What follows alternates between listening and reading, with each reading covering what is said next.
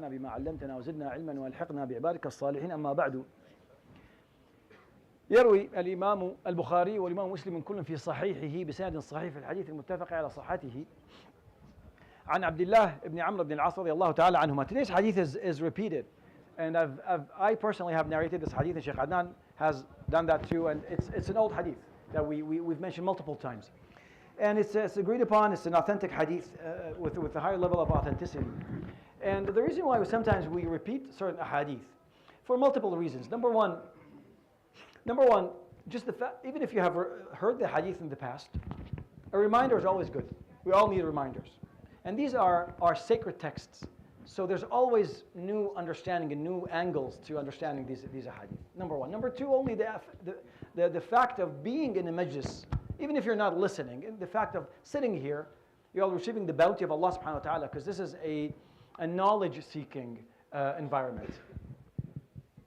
But also, I also sometimes feel that sometimes we do preaching here a little bit, maybe not to the right audience, because preaching in reality teaching should be done here in the masjid. Preaching should be outside, right? Yeah, it doesn't make any sense that I sit down here and say, please come and pray. You already did this, right? I'm preaching to the wrong people, right? But nevertheless, we still remind each other, and with these hadith and discuss the meanings that we some reflections from it. And this hadith is in my mind, I think it's a lifestyle hadith, but also it could be used as a preparation for Ramadan. And Ramadan will be in a month, inshallah. And if you're thinking that, okay, the night of Ramadan, that's it, I'm going to switch my mindset, and then that's it. Sha'ban 30th, I'm one person, and Ramadan 1st, I'm a completely different person. It's difficult to do that. You always have to gradually prepare yourself to go to Ramadan. And this is when you read about Sahaba and Tabi'een and the previous, our ancestors, when they used to, wait for Ramadan for 6 months. This is what it means. It means they prepare their hearts to receive Ramadan, and then after that they spent 6 months after that reflecting upon how they did to improve how they're going to do in the future. So Ramadan, think of Ramadan as a training, a month, 1 month a year, a training period where you're going to go and improve yourself. It's the best version of yourself. So the Prophet ﷺ says in this hadith, عن عبد الله بن عمرو بن العاص رضي الله تعالى عنهما.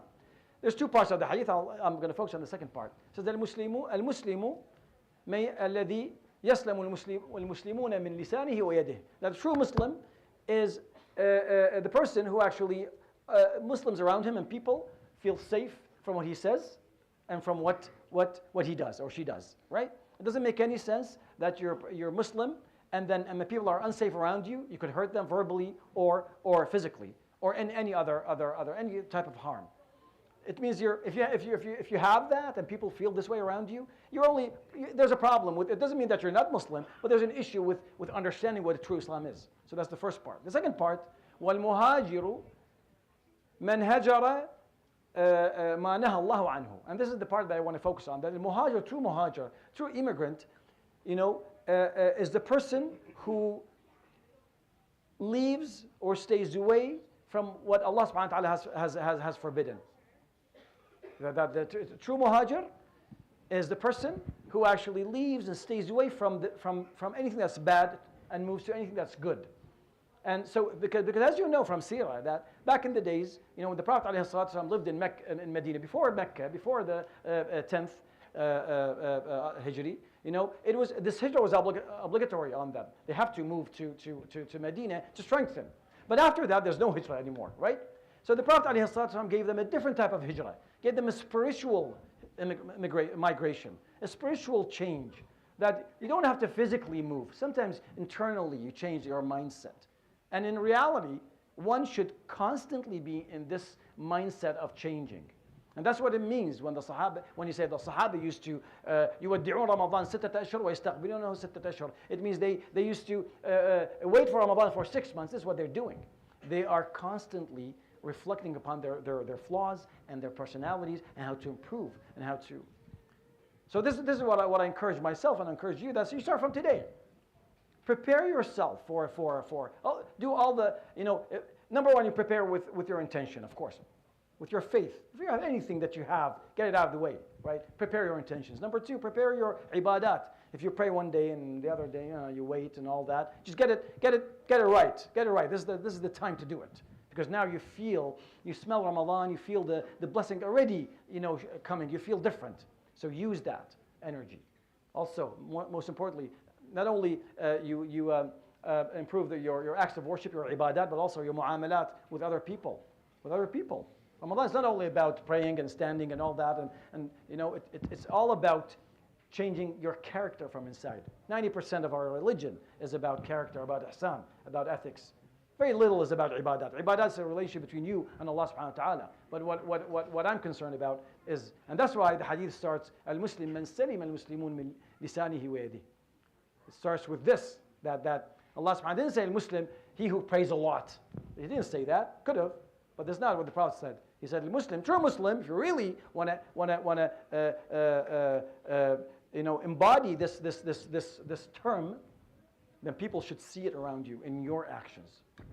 So hijrah, the concept of spiritual hijrah is always there. It's always you moving from what's bad to what's good constantly. And prepare this, because Ramadan hits you very quickly, and before you know it, it's over.